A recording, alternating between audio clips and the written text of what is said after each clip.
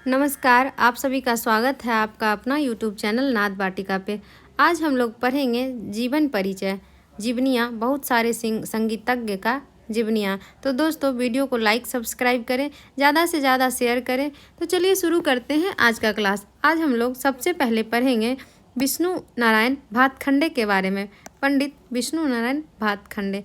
तो विष्णु नारायण भातखंडे का जन्म 10 अगस्त 1860 बालकेश्वर नामक स्थान पे महाराष्ट्र में हुआ था और उस दिन कृष्ण जन्माष्टमी था। कृष्ण जन्माष्टमी के दिन बालकेश्वर नामक स्थान महाराष्ट्र में 10 अगस्त 1860 को हुआ था। इनके पिताजी का नाम था नारायण राव भातखंडे। विष्णु नारायण भातखंडे के पिताजी का नाम था नारायण राव भातखंडे। उन्होंने बीए स्नातक की शिक्षा 1883 ईस्वी में लिए थे और एलएलबी की शिक्षा उन्होंने 1890 में प्राप्त किए थे। संगीत की शिक्षा सर्वप्रथम सितार वादक उन्होंने सेठ बल्लभदास से उन्होंने संगीत की शिक्षा लिए थे और गायन में ख्याल पंडित एकनाथ ग्वालियर के थे और राव जी बुआ बेलबांकर रामपुर के और कल्बे खां रामपुर के, मोहम्मद अली खां जयपुर के, इन सारे कलाकार से उन्होंने गायन की शिक्षा लिए थे और सितार की शिक्षा सेठ बल्लभ दास से लिए थे। पंडित विष्णु नारायण भातखंडे ने रामपुर घराने से थे। रामपुर सहसमान घराना है, उन्हीं से थे। कहीं कहीं ग्वालियर घराना बोला गया है, लेकिन ज़्यादातर रामपुर सहसमान घराना ही देखने को मिलता है।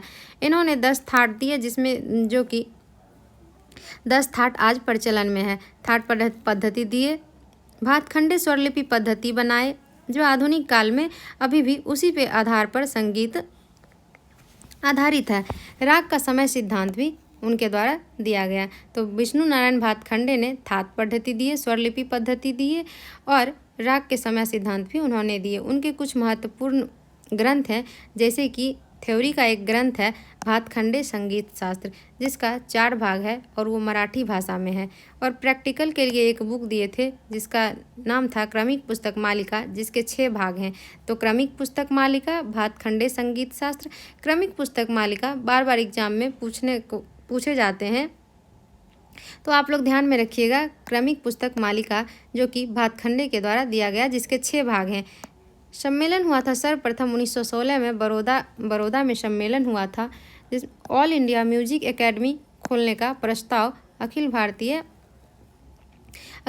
में बोला गया था कि ऑल इंडिया म्यूजिक एकेडमी खोलने का प्रस्ताव रखा गया था। और इसमें जो दिए गए भाषण एक इंग्लिश बुक में लिखा गया था, जिसका नाम था ए short historical survey of the music upper India. All India music academy खोलने का प्रस्ताव अखिल भारतीय सम्मेलन में बोला गया था, जिसका इंग्लिश बुक है, उसमें इसके बारे में दिया गया है। 1916 में वाराणसी में सम्मेलन हुआ था, 1918 में दिल्ली सम्मेलन हुआ था और 1920 में वाराणसी में हुआ था, 1924 में लखनऊ में हुआ था और 1918 में माधव संगीत महाविद्यालय जो कि ग्वालियर में हुआ था, उसके फर्स्ट प्रिंसिपल राजा भैया पुंछे वाले को माना जाता है। 1925 में लखनऊ में भी सम्मेलन हुआ था। 1918 में माधव संगीत विद्यालय खोला गया था, जो कि ग्वालियर में है और इसके फर्स्ट प्रिंसिपल राजा भैया पुंछे वाले हैं। 1926 में मैरिज म्यूजिक कॉलेज लखनऊ में खोला गया, जो कि अब भातखंडे संगीत महाविद्यालय के नाम से जाना जाता है। एग्जाम में प्रश्न पूछा जाता है कि मैरिज म्यूजिक कॉलेज का वर्तमान में क्या नाम है, तो भातखंडे संगीत महाविद्यालय। इनके कुछ और भी ग्रंथ हैं, जैसे कि लक्ष्य संगीत संस्कृत भाषा में है, हिंदुस्तानी संगीत पद्धति जो कि मराठी भाषा में है, श्रीमल लक्ष्य संगीतम संस्कृत में है, अभिनव राग मंजरी संस्कृत में है। लक्ष्य संगीत संस्कृत भाषा, हिंदुस्तानी संगीत पद्धति मराठी भाषा में है, श्रीमल लक्ष्य संगीतम संस्कृत में है और अभिनव राग मंजरी संस्कृत में है। पंडित भातखंडे संगीत शास्त्र जो कि मराठी भाषा में है। भातखंडे संगीत शास्त्र जो है वो मराठी भाषा में है। क्रमिक पुस्तक मालिका मराठी और हिंदी दोनों में उपलब्ध है। स्वर मालिका गुजराती भाषा में है। इनकी मृत्यु 19 सितंबर 1936 को गणेश चतुर्थी के दिन हो गया था। राग परिचय में डेट 11 सितंबर दिया गया है और 19 सितंबर भी कहीं कहीं देखने को मिलता है कि इनकी मृत्यु 19 सितंबर 1936 में गणेश चतुर्थी के दिन हुआ था। तो हम लोग पढ़े सबसे पहले भातखंडे। अब हम लोग पढ़ेंगे विष्णु दिगंबर पलुस्कर, बीडी पलुस्कर। जन्म इनका 18 अगस्त 1872 को कुरुंदवाड रियासत बेलगांव जिला महाराष्ट्र में हुआ था। बेलगांव में हुआ था, महाराष्ट्र में। इनका जन्म सावन पूर्णिमा के दिन हुआ था और भातखंडे का जन्म कृष्ण जन्माष्टमी के दिन। पिताजी इनके थे दिगंबर गोपाल और माता जी इनकी गंगा देवी थी। गुरु इनके थे बालकृष्ण बुआ इचलंजीकर। बार बार एग्जाम में ये प्रश्न देखने को मिलता है कि पलुस्कर के गुरु कौन है, तो बालकृष्ण बुआ इचलंजीकर, याद रखिएगा। ये ग्वालियर घराना से संबंध रखते थे। ये ग्वालियर घराना से संबंध रखते थे। 1896 के आसपास परिभ्रमण पर वो निकल पड़े और फर्स्ट गायन कार्यक्रम भ्रमण के बाद सतारा में हुआ था। 5 मई 1901 को लाहौर में गंधर्व महाविद्यालय खोला गया, जिसके फर्स्ट प्रिंसिपल ओमकार नाथ ठाकुर हैं। और रघुपति राघव राजाराम का जो धुन है वो इनके संगीतकार बीडी पलुस्कर हैं। रघुपति राघव राजाराम जिनके संगीतकार बीडी पलुस्कर हैं। लाहौर में जो गंधर्व महाविद्यालय खोला गया वो पलुस्कर जी के द्वारा खोला गया, जो जिसके फर्स्ट प्रिंसिपल ओमकार नाथ ठाकुर हैं, 5 मई 1901 को। गंधर्व विद्यालय की दूसरी शाखा 1908 में मुंबई में खोला गया। राम नाम लेना शुरू विद्यालय बंद होने के बाद उन्होंने कि राम नाम लेना शुरू कर दिए। जब विद्यालय बंद हो गया था लगभग 15 वर्ष के बाद, नासिक में राम नाम आश्रम खोला गया और वहाँ वैदिक परंपरा में संगीत की शिक्षा देने लगे और लगभग 100 शिष्यों को उन्होंने शिक्षा दी। जब उनका विद्यालय बंद हो गया तो वो राम नाम आश्रम खोले थे और वहाँ पे वैदिक परंपरा में संगीत की शिक्षा देने लगे थे। तो लगभग 100 शिष्यों को उन्होंने बनाया था। कुछ प्रमुख शिष्य हैं जैसे कि ओमकार नाथ ठाकुर हैं, B.A. कसालकर हैं, विनायक राव पटवर्धन, B.R. देवधर, नारायण राव व्यास, मोरेश्वर खरे, ये सारे पलुस्कर के शिष्य हैं। इनके पुत्र का नाम है दत्तात्रेय विष्णु दिगंबर D.B. पलुस्कर। इनके कुल 12 संतान थे, जिसमें कि 11 संतान बाल्यावस्था में ही मृत्यु हो जाती है और एक संतान जो बच्चे वो D.B. पलुस्कर, उनकी भी मृत्यु 35 वर्ष की आयु में हो जाता है। 35 वर्ष की आयु में इनका भी निधन हो जाता है। कुछ बुक भी इनके द्वारा लिखा गया जैसे कि संगीत बाल प्रकाश, संगीत तत्व दर्शन, राग प्रवेश जिसके 20 भाग हैं, टप्पा गायन, नारदीय शिक्षा, भजनामृत लहरी और स्वरलिपि पद्धति, ये सारे ग्रंथ हैं पलुस्कर जी के। महिला संगीत मृत प्रवाह मासिक पत्रिका है। स्वअल्पलाप गायन, ये सारे इनके ग्रंथ हैं। 21 अगस्त 1931 को उन्होंने अपने प्राण त्याग दिए। 21 अगस्त 1931 को उनकी मृत्यु हो गई, पलुस्कर जी का भी। उसके बाद हम लोग पढ़ेंगे तानसेन। तानसेन, इनका जन्म 1532 या फिर 1506 कहीं कहीं देखने को मिलता है। ग्वालियर से 7 मील दूरी पर बेहट नामक स्थान पे तानसेन का जन्म हुआ था। इनके पिता मकरंद पांडे थे। इनके धर्मगुरु मोहम्मद गौस थे। इनके आशीर्वाद से तन्ना मिश्र का जन्म हुआ। कहा जाता है कि मोहम्मद गौस के ही आशीर्वाद से तन्ना मिश्रा का जन्म हुआ। इनका बचपन का नाम तन्ना मिश्रा था और इनका कुछ उपनाम है जैसे कि तन्ना मिश्रा, हलाली खां, त्रिलोचन, रामतनु पांडे, इनका उपनाम है। इनके गुरु थे स्वामी हरिदास। 10 वर्ष तक शिक्षा दिए।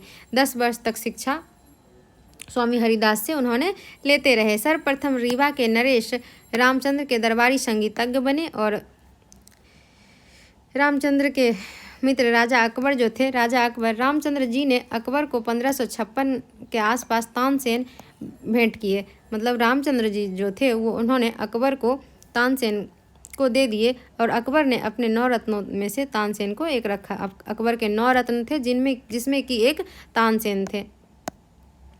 तानसेन की पत्नी थी हुसैनी, जिनसे 4 पुत्र और 1 पुत्री थी। पुत्री का नाम था सरस्वती और पुत्र का नाम था सूरत सेन, शरत सेन, तरंग सेन और विलास खां। ये 4 पुत्र थे और 1 पुत्री थी सरस्वती। राजा अकबर ने तानसेन की उपाधि कंठारन बिना विलास, राजा अकबर ने तानसेन की उपाधि दी कंठारन बिना विलास के द्वारा। ग्रंथ रागमाला, संगीतसार और गणेश स्रोत उनके द्वारा लिखा गया। तानसेन के द्वारा। इनके राग की कृतियां हैं मियाँ मल्हार, मियाँ की सारंग, दरबारी कान्हरा और मियाँ की तोरी। ये सारे राग मियाँ मल्हार, मियाँ की सारंग, दरबारी कान्हरा, मियाँ की तोरी, ये सारे राग का आविष्कारक तानसेन को माना जाता है। तानसेन के समकालीन हैं बैजू बावरा। तानसेन जी ध्रुपद गायक थे। तानसेन ध्रुपद गायक थे जो कि सेनिया घराने से संबंध रखते थे। तानसेन गोबरहार वाणी के प्रवर्तक थे, जो कि गोबरहार वाणी है शुद्धागीति से उत्पन्न होता है। इसे गौहार वाणी भी कहा जाता है। तानसेन की समाधि ग्वालियर में मोहम्मद गौस के समाधि के बगल में तानसेन की समाधि भी बनाया गया। तानसेन समारोह प्रति वर्ष ग्वालियर में 2 से 4 दिन का होता है, जो कि दिसंबर में होता है। तानसेन सम्मान में 5 लाख रुपया दिया जाता है और मृत्यु तानसेन का 1585 में हो गया था दिल्ली में। और तानसेन का समाधि ग्वालियर के मोहम्मद गौस के समाधि के बगल में बनाया गया है, ग्वालियर में। अब है स्वामी हरिदास। इनका जन्म 1537 या फिर 1480 ईस्वी भाद्र पक्ष अष्टमी तिथि में होशियारपुर पंजाब में हुआ था। स्वामी हरिदास का जन्म खैरेश्वर महादेव मंडल अलीगढ़ यूपी में अब हरिदासपुर है। अब वहाँ हरिदासपुर है। इनके पिताजी आसुधीर सारस्वत ब्राह्मण थे, धार्मिक साधु महात्मा थे। माता इनकी गंगा देवी थी। इन्होंने 24 वर्ष की आयु में संन्यास ग्रहण कर लिए और वृंदावन में निधिवन निकुंज में रहने लगे। इन्होंने 24 वर्ष की आयु में ही संन्यास ग्रहण कर लिए और वृंदावन के एक निधिवन निकुंज था, वहाँ पे स्वामी हरिदास जी रहने लगे। इनका जन्म 1537 में या 1480 ईस्वी भाद्रपक्ष अष्टमी तिथि होशियारपुर पंजाब में हुआ था। इनको नाद ब्रह्मयोगी बोला जाता था। नाद किससे? ईश्वर का साक्षात्कार। नाद से ईश्वर का साक्षात होता है। रचनाएं सिद्धांत का पद, केलीमल, राग विनोद, ये ध्रुपद गायक थे। इनके कुछ शिष्य हैं जैसे कि तानसेन, बैजू बावरा, सौरसेन, सोमनाथ पंडित, दिवाकर पंडित, ये सारे इनके शिष्य हैं। और इनकी रचनाएं का नाम है सिद्धांत का पद, केलीमल और राग विनोद, ये 3 इनकी रचनाएं हैं। और ये एक ध्रुपद गायक थे। और इनके शिष्य में तानसेन, बैजू बावरा, सौरसेन, सोमनाथ पंडित, दिवाकर पंडित आते हैं। इनकी मृत्यु 1569 में इनकी मृत्यु हो गई थी। और एनसीईआरटी में कहा गया है कि एनसीईआरटी में लिखा गया है कि 95 वर्ष की उम्र में 1634 ईस्वी में इनकी मृत्यु हो गई है। वृंदावन में भाद्र पक्ष अष्टमी के दिन प्रति वर्ष स्वामी हरिदास समारोह होता है। वृंदावन में भाद्र पक्ष के अष्टमी के दिन प्रति वर्ष स्वामी हरिदास समारोह भी मनाया जाता है। अब है अमीर खुसरो। जन्म इनका 1253 ईस्वी एंटा जिला पटियाली गांव यूपी में हुआ था। अमीर खुसरो का जन्म कहाँ हुआ था? तो 1253 ईस्वी में एंटा जिला के पटियाली गांव में हुआ था।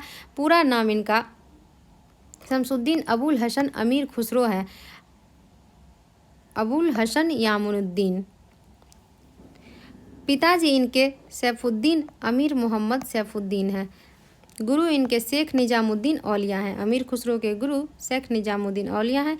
इनको राजश्रय गयासुद्दीन राजा के दरबार में सबसे पहले सर्वप्रथम इनको राजश्रय मिला था। उसके बाद अलाउद्दीन के यहाँ जाकर रुके। संगीत प्रेमी गयासुद्दीन के बाद इन्होंने अलाउद्दीन के यहाँ जाकर रुके। और अलाउद्दीन बहुत बड़े संगीत प्रेमी थे। दक्षिण भारत में देवगिरी पर अलाउद्दीन ने आक्रमण किया। उसमें अलाउद्दीन की जीत हुई और देवगिरी के राज दरबारी गायक गोपाल नायक थे। देवगिरी के जो राज दरबारी गायक थे वो गोपाल नायक थे। तो अमीर खुसरो अलाउद्दीन के यहाँ जाकर रुके थे। अलाउद्दीन जब वहाँ दक्षिण भारत को जीत लिए थे, उसके बाद अमीर खुसरो और गोपाल नायक में प्रतियोगिता हुई थी। प्रतियोगिता होती है, उसके बाद अमीर खुसरो ने उसे छल से हरा देता है। अमीर खुसरो गोपाल नायक को छल से हरा देता है। आविष्कारक अमीर खुसरो क्या क्या चीज़ का आविष्कार किए? तो छोटा ख्याल का आविष्कार किए, कव्वाली का आविष्कार किए, गज़ल का किए, तराना का, तबला का, पखावज के 2 भागों में काटकर इन्होंने तबला का आविष्कार किए। सितार का सहतार नामक 3 तार वाला सितार का आविष्कार किए। राग में कौन कौन सा राग का आविष्कार किए? तो पुरिया, पूर्वी, जिला, सहाना, मुंजीर, साजगिरी, जिल्फ, सरपदा, यमन, ये सारे राग का आविष्कार अमीर खुसरो के द्वारा किया गया। कुछ ताले हैं जैसे कि त्रिताल, झुमरा, सुल्फाक, आरा, चार ताल, पहलवाज ताल, ये सारे ताल का आविष्कार उन्होंने किए। इनके कुछ महत्वपूर्ण ग्रंथ हैं जैसे कि तुफती सिग्र 1271 में किया गया, जो कि 1334 ईस्वी में निजामुद्दीन औलिया की निधन हो गया था, जिसके सदमे में 1336 या कहीं कहीं पे 1336 या कहीं 35 लिखा होता है। 27 सितंबर को इनकी मृत्यु, अमीर खुसरो की मृत्यु हो गई थी।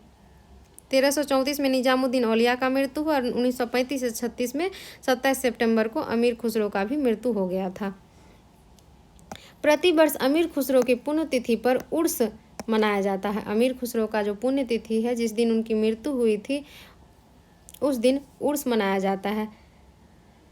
उनका एक पहेली है जैसे कि खेत में उपजे सब कोई खाए, घर में हो घर खा जाए, जिसका आंसर है फूट। अब हम लोग पढ़ेंगे सारंगदेव। इनके ग्रंथ है संगीत रत्नाकर, जो कि भारतीय संगीत का आधार शिला है। 13वीं सदी में संस्कृत भाषा में ये ग्रंथ लिखा गया। इस समय उत्तर और दक्षिण भारत के संगीत के विभाजन नहीं था।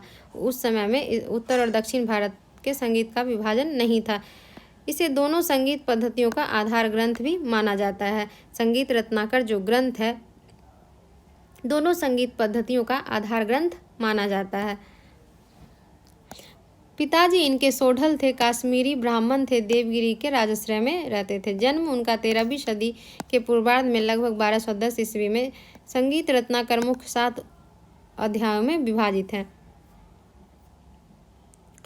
संगीत रत्नाकर जो ग्रंथ है 7 अध्यायों में विभाजित किया गया है। इसे सप्ताध्यायी भी कहते हैं, जैसे कि स्वरगता अध्याय, राग विवेका अध्याय, प्रकीर्ण अध्याय, प्रबंध अध्याय, ताल अध्याय, बाद अध्याय, नर्तन अध्याय। 7 अध्याय हैं संगीत रत्नाकर में, जिसे हम सप्ताध्यायी भी कहते हैं। एग्जाम में प्रश्न बार बार पूछा जाता है कि सप्ताध्यायी किस ग्रंथ को कहा जाता है, तो सप्ताध्यायी संगीत रत्नाकर ग्रंथ को कहा जाता है। और संगीत रत्नाकर ग्रंथ जो सारंगदेव कृत ग्रंथ है। इन्होंने 10 विध राग वर्गीकरण दिए, जो कि निम्न है: भाषा, विभाषा, अंतर्भाषा और ग्राम राग, उपराग, राग, रागांग, भाषांग, उपांग, क्रियांग। ये 10 विध राग वर्गीकरण भी इनके द्वारा दिया गया। इन्होंने 22 श्रुतियों, 12 स्वर, 7 शुद्ध और 5 विकृत स्वर माने। इसका सूर्यांतर 4-3-2, 4-4, 3-2 का सूर्यांतर माने। प्राचीन काल में प्रत्येक स्वर अपनी अंतिम श्रुति पर और आधुनिक काल में प्रत्येक स्वर उसके प्रथम श्रुति पर माना गया है। प्राचीन काल में शुद्ध थाट काफ़ी माना जाता था। प्राचीन काल में जो शुद्ध थाट था वो काफ़ी था और आज शुद्ध थाट बिलावल है। संगीत रत्नाकर का मुख्य विशेषता यह है कि इसमें गंधार ग्राम जो उस समय तक प्रायः लुप्त हो चुका था, विस्तृत वर्णन प्राप्त होता है। तो गंधार ग्राम का भी विस्तृत वर्णन संगीत रत्नाकर में मिलता है। अब है ओमकारनाथ ठाकुर। जन्म इनका 24 जनवरी 1897 के बड़ौदा के जहाज ग्राम में हुआ था। पिताजी इनके गौरी शंकर हैं और माता इनकी झबेरवा देवी। ओमकारनाथ ठाकुर के पिताजी का नाम गौरी शंकर और माताजी का नाम झबेरवा देवी था। इनका जन्म 24 जून 1857 के बड़ौदा के जहाज ग्राम में हुआ था। गुरु इनके विष्णु दिगंबर पलुस्कर हैं। घराना इनका ग्वालियर घराना से संबंध रखते थे। 1916 में गंधर्व महाविद्यालय के पहले प्रिंसिपल बने और 1950 में बीएचयू के विभाग के अध्यक्ष बने और 1933 में पहली बार विदेश की यात्रा भी किए थे। और 1930 में नेपाल के राजा ने इन्हें महामहोपाध्याय की उपाधि दिए थे। 1930 में नेपाल के राजा ने इन्हें महामहोपाध्याय की उपाधि दिए थे। उपाधि इनको और भी जैसे कि संगीत मार्तंड, जो कि कलकत्ता संस्कृत विद्यालय के द्वारा इन्हें दिया गया था। संगीत मार्तंड की उपाधि कलकत्ता संस्कृत विद्यालय के द्वारा दिया गया और संगीत प्रभाकर का उपाधि मदन मोहन मालवीय, जो कि 1940 में दिया गया था, मदन मोहन मालवीय के द्वारा। 1955 में इन्हें पद्मश्री से नवाजा गया और संगीत सम्राट की उपाधि 1943 में काशी संस्कृत विद्यालय के द्वारा इन्हें दिया गया। 16 अगस्त 1947 को पंडित जवाहरलाल नेहरू के कहने पर वंदे मातरम गाया था। ओमकार नाथ ठाकुर ने 16 अगस्त 1947 को पंडित जवाहरलाल नेहरू के कहने पर इन्होंने वंदे मातरम गाए थे। आकाशवाणी के द्वारा इसे प्रस्तुत किया गया था। इनकी कुछ प्रसिद्ध रचनाएं हैं, जैसे कि मैया मोरी मैं नहीं माखन खायो, जोगी मत जा, रे दिन कैसे कटी हैं, पग घुंघरू बाज। ये सारे इनकी रचनाएं हैं। ये सारे भी एग्जाम में पूछे जाते हैं। मैया मोरी मैं नहीं माखन खायो किसकी रचनाएं हैं? तो ओमकार नाथ ठाकुर का। महत्वपूर्ण ग्रंथ है जैसे कि प्रणब भारती शास्त्र का ग्रंथ है और संगीतांजलि जो कि काव्य का ग्रंथ है। मृत्यु इनकी 28 दिसंबर 1967 को हो गया था। अब है राम चतुर मल्लिक। अब हम लोग पढ़ेंगे राम चतुर मल्लिक के बारे में, जो कि बिहार से फेमस पर्सनालिटी हैं ध्रुपद गायक में। भारतीय शास्त्रीय संगीत की ध्रुपद धमार शैली के प्रसिद्ध गायक थे। जन्म इनका 5 अक्टूबर 1902 को बिहार दरभंगा जिला में चमथा गांव में हुआ था। पिता इनके पंडित रजित राम मल्लिक हैं और पूर्वज राजस्थान से बिहार आकर दरभंगा घराने की नींव रखी। इनके पूर्वज जो थे वो राजस्थान में निवास करते थे। उन्होंने कहा गया है कि राजस्थान से वो बिहार आए थे और बिहार आके उन्होंने दरभंगा घराने का नींव रखे। गुरु इनके चाचा छितिपाल मल्लिक हैं और सितार वादक की शिक्षा इन्होंने रामेश्वर पाठक से लिए थे। उन्होंने अपने चाचा से छितिपाल मल्लिक से सांगीतिक शिक्षा लिए थे और सितार वादक का शिक्षा उन्होंने रामेश्वर पाठक से लिए थे। दरभंगा के महाराज 1924 में राग दरबारी नियुक्त किया। 1924 में उन्होंने राग दरबारी नियुक्त हुए और कामेश्वर सिंह के अनुज विशेश्वर सिंह के साथ उन्होंने 1937 में इंग्लैंड और फ्रांस गए। कामेश्वर सिंह के अनुज थे विशेश्वर सिंह के साथ उन्होंने 1937 में इंग्लैंड और फ्रांस गए। ये मोनिया परंपरा और गौरवानी के प्रतिनिधि गायक थे। उन्होंने ठुमरी गायन में बनारस और गया की गायकी के सम्मान दक्षता प्राप्त थी। ठुमरी गायन में बनारस और गया का जो फेमस ठुमरी है उनके समान उनको दक्षता प्राप्त थी और उन्होंने कुछ सम्मान दिया गया, जैसे कि 1949 में आकाशवाणी के प्रथम श्रेणी के विशिष्ट कलाकार के रूप में इन्हें सम्मानित किया गया और 1953 में डॉक्टर राजेंद्र प्रसाद ने इन्हें बिहार में संगीत नाटक अकादमी की फेलोशिप दिया गया। इनको 1953 में डॉक्टर राजेंद्र प्रसाद के द्वारा इन्हें संगीत नाटक अकादमी का फेलोशिप दिया गया और 1957 में बम्बई की सूर्य श्रृंगार संसद द्वारा इन्हें मानपत्र और ताम्रपत्र का उपाधि दिया गया। सूर्य श्रृंगार द्वारा, बम्बई के सूर्य श्रृंगार है जिससे इन्हें ताम्रपत्र और मानपत्र की उपाधि 1957 में इनको मिला। 1964 में बिहार के राज्यपाल A.S. अयंगर के द्वारा इन्हें ताम्रपत्र की उपाधि दिया गया। A.S. अयंगर के द्वारा इन्हें ताम्रपत्र की उपाधि दिया गया 1964 में। इसी वर्ष संगीत नाटक अकादमी भी दिया गया था। 1976 में जर्मनी सरकार ने इन्हें ध्रुपद धमार रिकॉर्ड के लिए यूनेस्को प्रसारण के लिए इन्होंने चुना था। जर्मनी सरकार ने ध्रुपद धमार के लिए 1976 में। मध्य प्रदेश से इन्होंने तानसेन की उपाधि इनको मिला। उसके बाद बिहार में महामहोपाध्याय की उपाधि इन्हें दिया गया। बिहार से इनको महामहोपाध्याय की उपाधि दिया गया और मध्य प्रदेश से इनको तानसेन की उपाधि दिया गया और खैरागढ़ से डिलीट की उपाधि इनको मिला। इनका निधन 11 जनवरी 1990 को पटना बिहार में हो गया था। तो राम चतुर मल्लिक के बारे में पढ़े। दोस्तों, वीडियो को लाइक सब्सक्राइब जरूर से ज़रूर करें, शेयर करें, जितना ज़्यादा हो सके उतना ज़्यादा आप लोग शेयर करें, सपोर्ट करें। आगे अब हम लोग पढ़ेंगे बाबा अलाउद्दीन खां। बाबा अलाउद्दीन खां का जन्म 1870 में शिवपुर, वर्तमान बांग्लादेश में है, 1870 में शिवपुर में हुआ था। मृत्यु इनकी 6/9/1972 को मैहर में हुआ था। पिता इनके सफ़ादार हुसैन, जिन्हें साधु खां भी बोला जाता था, जो कि सितार वादक में माहिर थे। इनके दादा थे मदार खां। बड़े भाई इनके अफदाबुद्दीन थे, छोटा भाई आयत अली। संतान इनका बेटा था संतान सरीजा, जहां नारा, रोशन नारा जो कि अन्नपूर्णा देवी है, और अली अकबर खां। इनके गुरु में है काशिम अली, गोपाल कृष्ण चंद्र भट्टाचार्य, जिनसे ये गायन की शिक्षा लिए थे, और अहमद अली, जिनसे ये सरोद की शिक्षा ली और वजीर खां, जिनसे इन्होंने सूरबहार, सरोद और रबाब की शिक्षा लिए थे। नंदा बाबू हैं, जिनसे इन्होंने पखावज और तबला की शिक्षा ली है। अमृतलाल दत्त से इन्होंने वायलिन की शिक्षा ली है, बांसुरी की शिक्षा ली और क्लोरीनेट की शिक्षा ली है। लगभग 18 वाद्य यंत्र बजाते थे। इनके द्वारा लगभग 18 वाद्य यंत्र बजाते थे। इनका उपनाम बाबा या आलम है। हिंदू नाम इनका तारा प्रसाद सिन्हा है। उपनाम इनका बाबा आलम है और सर्वाधिक ख्याति इन्हें सरोद वादक में मिला था। सर्वाधिक ख्याति इन्हें सरोद वादक से प्राप्त हुआ था। इनके द्वारा बनाए गए 3 प्रमुख नवीन वाद्य यंत्र हैं, जैसे कि नल तरंग, सितार, बेंजो और चंद्र सारंग। 3 वाद्य यंत्र हैं। शिष्य परंपरा में जैसे कि अन्नपूर्णा देवी बेटी थी और पंडित रविशंकर दामाद थे। अली अकबर बेटा था। पंडित पन्नालाल घोष, पंडित निखिल बनर्जी, शरण रानी, जितेंद्र भट्टाचार्य, हरि प्रसाद चौरसिया, बीजी जोग, बसंत राय, श्रीचंद बंदोपाध्याय, बहादुर खान, रवीन घोष, नलिन मजूमदार इत्यादि ये सारे शिष्य में आते हैं। तो आप लोग ध्यान में रखिएगा, ये सारे प्रश्न पूछे जाते हैं बार बार। अन्नपूर्णा देवी, पंडित रविशंकर, अली अकबर, पंडित पन्नालाल घोष, निखिल बनर्जी, शरण रानी, ये सारे नाम बहुत ही इम्पोर्टेंट है, आप लोग याद कर लीजिएगा।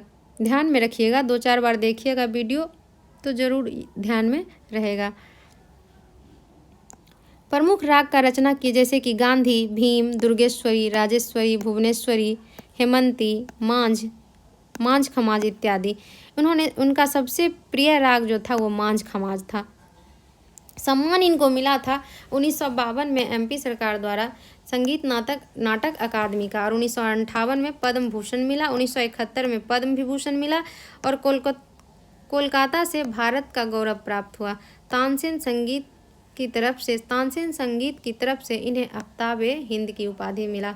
तो बार बार प्रश्न पूछा जाता है कि आफ्ताब-ए हिंद का उपाधि किसे दिया गया, तो आप लोग ध्यान में रखिएगा। भातखंडे महाविद्यालय संगीताचार्य की उपाधि इनको दिया गया था। उन्होंने मैहर घराने की नींव रखी थी। अलाउद्दीन खान ने मैहर घराना की नींव रखी। अनाथ बच्चों के लिए मैहर बैंड का स्थापना किए। अनाथ बच्चों के लिए मैहर बैंड का स्थापना किए, जिसे अनाथ बच्चों का बैंड भी कहा जाता है। मैहर कॉलेज म्यूजिक की स्थापना, ये भी प्रश्न बार बार पूछा जाता है कि मैहर घराने की स्थापना किसके द्वारा किया गया। मैरिज कॉलेज म्यूजिक की स्थापना 1955 में की और मैहर के राजा ब्रजनाथ ने अपने दरबार में बाबा को 1918 में नियुक्त किया था। मैहर के राजा थे ब्रजनाथ, जिन्होंने बाबा को 1918 में अपने दरबार में नियुक्त किए थे। अब है उस्ताद बिस्मिल्लाह खान। अब हम लोग पढ़ेंगे उस्ताद बिस्मिल्लाह खान के बारे में। जन्म इनका 21 मार्च 1916 के डुमराव बिहार में हुआ था। उस्ताद बिस्मिल्लाह खां का जन्म डुमराव बिहार में हुआ था। बचपन का नाम इनका कमरुद्दीन था। पिता पैगंबर बख्श थे और महाराजा केशव प्रसाद सिंह के यहाँ दरबारी शहनाई वादक थे। महाराजा केशव प्रसाद सिंह के दरबारी शहनाई वादक थे। माता का नाम मिंतन था और दादा रसूल बख्श थे, जिन्होंने बिस्मिल्लाह नाम इन्होंने दिया, और दादाजी के द्वारा ही इनको बिस्मिल्लाह नाम दिया गया था। सर्वप्रथम 14 वर्ष की आयु में इलाहाबाद संगीत परिषद में शहनाई वादक प्रस्तुत किए थे। 14 वर्ष की आयु में इलाहाबाद में संगीत परिषद में शहनाई वादन का प्रस्तुति दिए। इनका विवाह जो हुआ था, इनके मामू सादिक अली की दूसरी पुत्री थी मुग्गम खान से इनका शादी हुआ था 16 वर्ष की आयु में। इनकी मामू की बेटी थी, जो कि दूसरी बेटी थी, जिनसे इनका शादी हुआ था। नाम था मुग्गम खान। इनके पुत्र में है जमीर हुसैन, नदीम हुसैन, नैयर हुसैन, काजिम हुसैन, मेहताब हुसैन, और पुत्री है सोना घोष, जिनको गोद लिए थे। ये सभी शहनाई वादक थे। जितने भी पुत्र थे सभी शहनाई वादक ही थे। यह 15 अगस्त 1947 से लेकर प्रत्येक स्वतंत्रता दिवस के दिन लाल किले पर अपना शहनाई वादन का प्रस्तुति देते थे। 15 अगस्त 1947 से लेकर प्रत्येक स्वतंत्रता दिवस पर लाल किले पर शहनाई वादन की प्रस्तुति दिया करते थे। 1956 में संगीत नाटक अकादमी से नवाजा गया, 1961 में पद्मश्री से और 1968 में पद्म भूषण दिया गया और 1980 में पद्म विभूषण से इन्हें नवाजा गया। बिस्मिल्लाह खान को 2001 में भारत रत्न और डॉक्टरेट की उपाधि से सम्मानित किया गया, जो कि बनारस शांति निकेतन के द्वारा इन्हें दिया गया था। इन्होंने कजरी, चैती, झूला जैसी लोक शैलियों को शहनाई से जोड़ा। जैसे कि कजरी, चैती, झूला जैसी लोक शैलियाँ को भी उन्होंने शहनाई से जोड़ा था। खान साहब अपनी आखिरी दिनों में इंडिया गेट पर शहनाई बजाने की इच्छा प्रकट किए, लेकिन इनका 21 अगस्त 2006 ईस्वी को इनकी मृत्यु हो जाती है। तो आज हम लोग पढ़े जीवनियाँ, बहुत सारे जीवनियाँ के बारे में पढ़े। आप लोग ध्यान से पढ़िएगा, ध्यान से सुनिएगा, आप लोग को भी ज़रूर से ज़रूर याद रहेगा। अगर आप लोग को इसका हैंड रिटन नोट्स चाहिए तो आप लोग इस नंबर पे व्हाट्सअप कर सकते हैं।